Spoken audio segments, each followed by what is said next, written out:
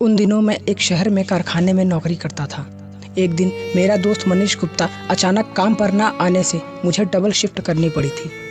इस वजह मुझे देर रात 12:30 बजे घर लौटना पड़ा।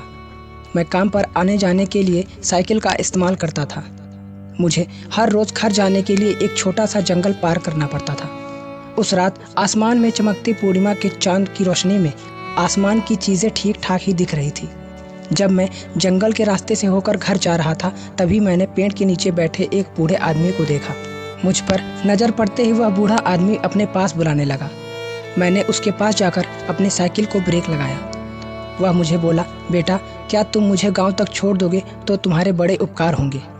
मैंने पूछा, चाचा जी, आप इतनी रात गए इस सुनसान जंगल में क्या कर रहे हो? वह बोले, मैं यहाँ पर नया आया हूँ, गांव में जाना चाहता हूँ, परंतु रास्ता भटकने की वजह से कुछ समझ नहीं आ रहा है। मैंने उस रहस्यमय बूढ़े को साइकिल की पिछली सीट पर बैठाया और गांव की ओर चल दिया। बहुत देर तक साइकिल पर बैठी बुजुर्ग व्यक्ति कुछ भी बोल नहीं रही थी। तो मैंने पूछ लिया, चाचा, आपने अपना नाम नहीं बताया। वह बोले, मेरा नाम जमाल उल्फत मतवाला है। नाम बताते वक्त उनकी आवाज़ किसी जवान मर्द की तरह भारी सुनाई देने लगी, पर मैंने उस पर कुछ भी ध्यान नहीं दिया। फिर घर जाने की जल्दी में मैंने साइकिल की गति बढ़ा दी, पर अचानक मुझे साइकिल के पैडल मारने में काफ़ी मुश्किल होने लगा, जैसे कि साइकिल पर 2 नहीं बल्कि 4 आदमी बैठे हों। अचानक बढ़ने वाले वजन की वजह से मुझे थकावट महसूस होने लगी। मैं साइकिल रोक ही रहा था कि साइकिल फिर से हल्की हो गई, मानो साइकिल पर से जैसे सारा वजन हटा दिया गया हो। अचानक इतना हल्का महसूस हो रहा था कि इसलिए मैंने एक नज़र पीछे मुड़कर चाचा को देखा तो मैं चौंक गया, क्योंकि चाचा साइकिल पर नहीं थे तो अचानक कहाँ गायब हो गए। ये सोच सोचकर मुझे डर लगने लगा, क्योंकि अगर वो कहीं रास्ते में या किसी गड्ढे में गिर गए होंगे तो मेरे लिए मुसीबत हो जाएगी। इसलिए मैंने साइकिल यू टर्न मार के घूम ली और हर मुमकिन जगह देखा, पर मुझे कहीं पर नहीं दिखे। लेकिन वापस आते वक्त मुझे वह बूढ़ा व्यक्ति रास्ते में एक बरगद के पेड़ के नीचे बैठा हुआ दिखा, जैसे कि कोई आदमी घुटने में सिर छुपाकर बैठा है। मैंने उसे दूर से ही आवाज़ दी, जमाल चाचा, क्या आप हो वहाँ पर? पर मुझे उस आदमी ने कोई हलचल दिखी नहीं और ना ही कोई जवाब मिला। तो मैंने साइकिल वहीं पर छोड़कर और नज़दीक जाकर देखने का फैसला किया।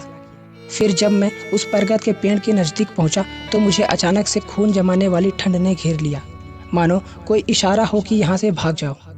उस आदमी के कपड़े से मैंने पहचान लिया था कि वह जमाल चाचा ही थे। फिर मैंने चाचा से पूछा, आप साइकिल से कब उतरे? मुझे बताना चाहिए था ना। चलिए, मैं आपको घर छोड़ देता हूँ। मेरे इतना कहने के बावजूद भी चाचा थोड़ा सा भी हलचल नहीं दे रहे थे।